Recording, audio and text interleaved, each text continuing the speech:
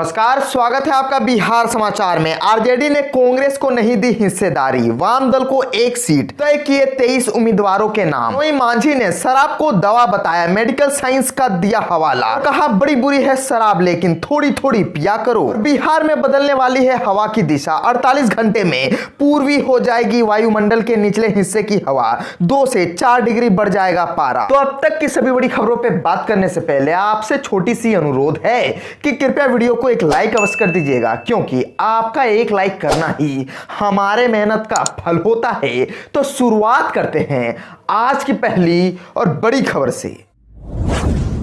RJD ने कांग्रेस को नहीं दी हिस्सेदारी, वाम दल को एक सीट, तय किए 23 उम्मीदवारों के नाम। राजद ने साफ कर दिया है कि नियम कोटे से होने वाले विधान परिषद चुनाव में वह कांग्रेस को हिस्सेदारी नहीं देगा।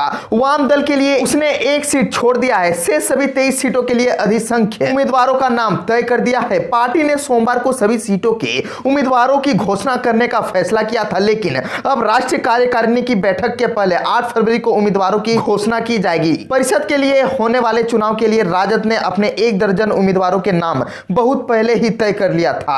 अब दूसरे उम्मीदवारों के भी नाम तय हो गए हैं। 2-3 सीटों को लेकर पेंच अभी फंसा है। सबसे ज्यादा पचड़ा नवादा को लेकर है। हालांकि पार्टी ने अभी किसी भी उम्मीदवार के नाम की आधिकारिक तौर से घोषणा नहीं की है, लेकिन राजद ने अपने अधिसंख्य उम्मीदवारों को चुनाव प्रचार में लगने की हरी झंडी दे दी है। जिन उम्मीदवारों के नाम अब तक सामने आए हैं उनमें कुछ सीटों पर कांग्रेस भी अपनी दावेदारी कर रहा था, लेकिन बात नहीं बनी।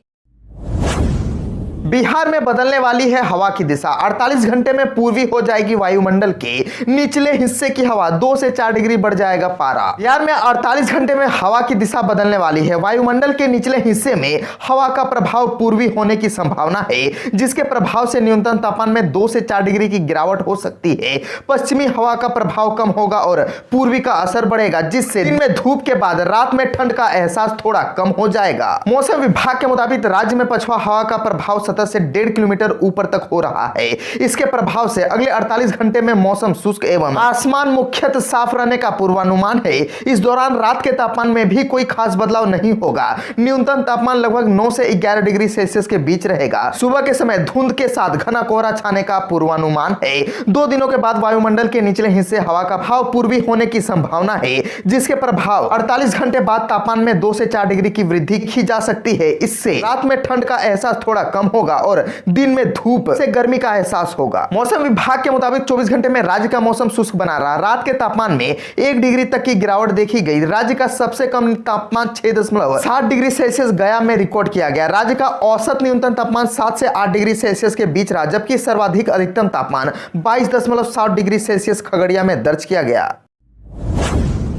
मांझी ने शराब को दवा बताया, मेडिकल साइंस का दिया हवाला और कहा बड़ी बुरी है शराब लेकिन थोड़ी थोड़ी पिया करो। जीतन मांझी आजकल शराब के मामले में महाभारत की प्रसिद्ध पंक्ति अश्वत्थामा हत नरवा कुंजरवा की तर्ज पर अपनी पैनी जुबान को धार देने में लगे हैं। न तो वह शराब के पक्ष में है और न ही इसके विरोध में। वह गरीबों का हवाला देते हुए कहते चल रहे हैं कि बुरी है शराब पर मेडिकल साइंस कहता है थोड़ी थोड़ी पिया करो, वह भी रात के 10 बजे के बाद। ऐसा ही कुछ पूर्व मुख्यमंत्री ने गया में अपने भाषण में सोमवार को कहा है। उन्होंने शराब के मसले में पब्लिक के पाले में गेंद फेंक दी है, साथ ही सरकार को भी सोचने को विवश कर दिया है। यही नहीं, उन्होंने बड़ी ही चालाकी से शराब कितनी बुरी है इस बात को अपने घर से जोड़कर लोगों को समझाया। लेकिन दूसरे पल ही उन्होंने यह भी कह दिया कि यदि देर रात अपने घर में थोड़ी थोड़ी दवा के रूप में ले जा रहे हैं तो इसमें कोई बुराई नहीं है और न ही यह गलत है।